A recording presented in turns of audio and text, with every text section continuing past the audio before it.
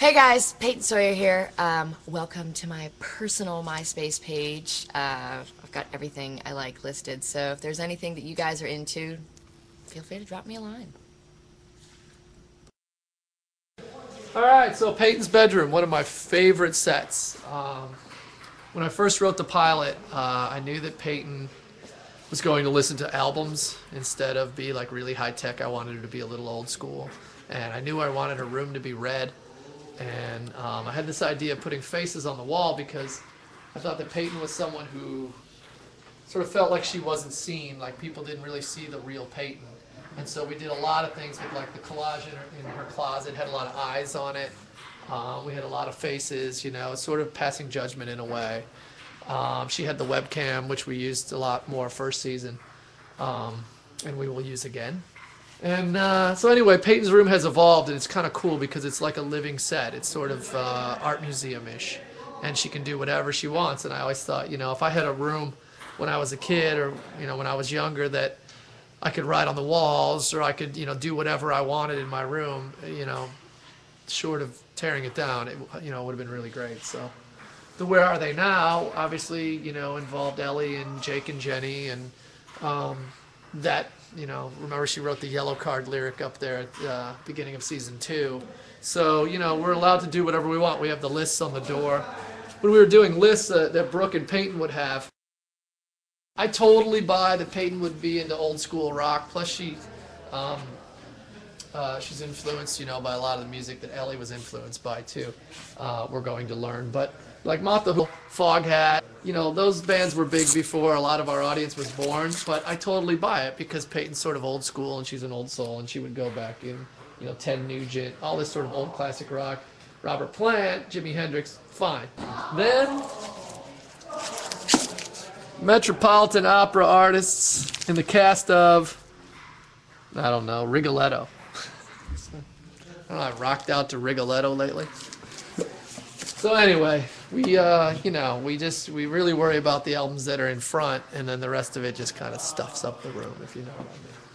So Peyton's closet is real, and we can go in there. We can pull this wall out, by the way. This whole wall comes out. So if we need to get, like, in season 1, she was sitting at her stereo in the closet, and she was talking on the phone with Nathan, and they were having an argument.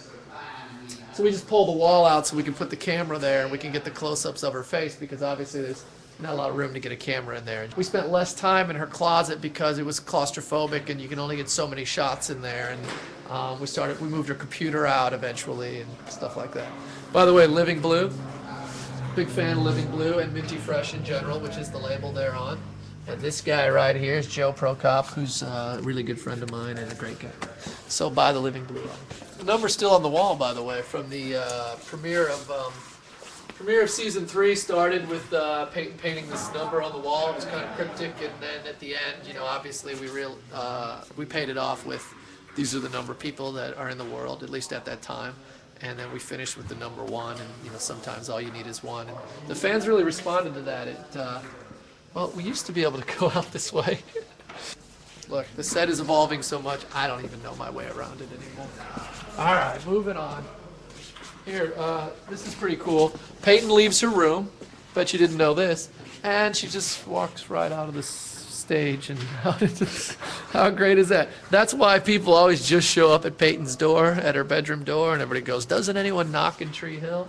Because little did you know, Peyton actually comes through like a garage door when she comes home. She goes right through there.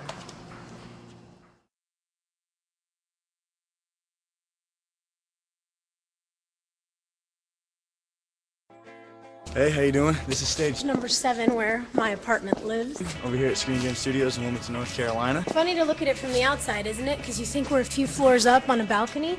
Oh no, there's no balcony. The outside of the stage for the school. It's not that exciting. And into the front door we go. If you note, we have no ceilings. That's fun. Whitey's office right there. And Nathan's painstained. Right here is Nathan's room. Where's the bedroom? Come on in. Usually there's a computer right here, band posters and whatnot. G-Unit over here. Brooks Palace, round bed. Itty bitty, non-existent bed. Set designer guys, they're real big Carolina fans. Our little mural thing, it took us forever to figure out what this is. And now if you back up all the way, you can see it's a girl in a bathing suit. That took us about a month. They try to slip in Carolina Tar Heel stuff wherever they can. Personally, I'm a Duke fan. We would get close to it and go, what is this? And up close, it's just dots. But this is it. This is Nathan's room. I think that's all I've got. There's a car parked outside, outside the door. Fancy little trick, and that's stage 7. Thanks, guys.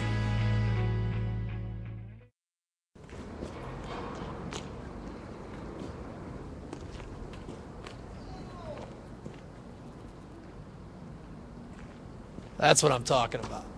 Come on. A little ping pong game. Nice. It's the crew hard at work. Check this out. This is Lucas's house. This is the porch to Lucas's bedroom out here. And if you see, we're just on a big stage. There is a real house. And sometimes we're at the real house. And sometimes we just need a little piece if he's coming and going through his bedroom or whatever. So we just build a little piece so it all matches. That's nice. Most teen girls would like to hang out in here for a while. I don't know, does that sound filthy?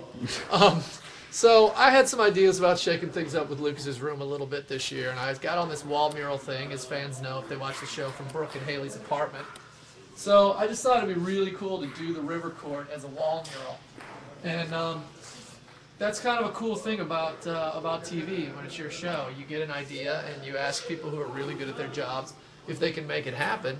And they literally went out, they lit the river court at night. We were probably filming something else there. And when we were done, they took these digital photos, they blow them up, and you get, you know, exactly what you envisioned, or something better. License plates was just for color and texture, just to break up the wall a little bit. We took a real basketball hoop and put it up over his bed. You know, I try to think about the things I would have liked to do in my room, if my dad would have let me, and then we sort of go from there and play around. And most of the time we put up bands that I really like, and sometimes they sneak one past me and I go, dude, you gotta get that poster off the wall. I hate those guys. I think in here we're pretty good.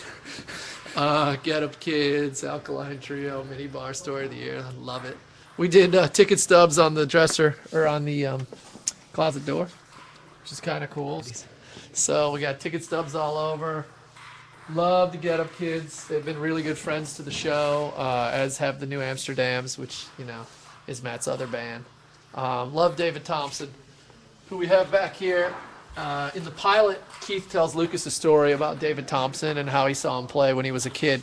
David Thompson played at NC State, and it was really cool because the dates of when David Thompson played actually matched up with our timeline really well. And it was the story that, you know, helped Lucas actually join the team. So that was very cool because I was a big David Thompson fan. And there's Lucas and Brooke. Isn't that sweet? So, Lucas's room. Do not disturb. Set has been redressed for the director. So, basically what that means is sometimes when we're shooting in here, we have to walk away and shoot something else, and then we're going to come back. So you want everything to be where it was, otherwise you've got to reset everything. So we put these little signs, it's called a hot set, and it means, like, if you're going to go in and take a nap, which sometimes we do when we're on set, just leave everything the way you found it.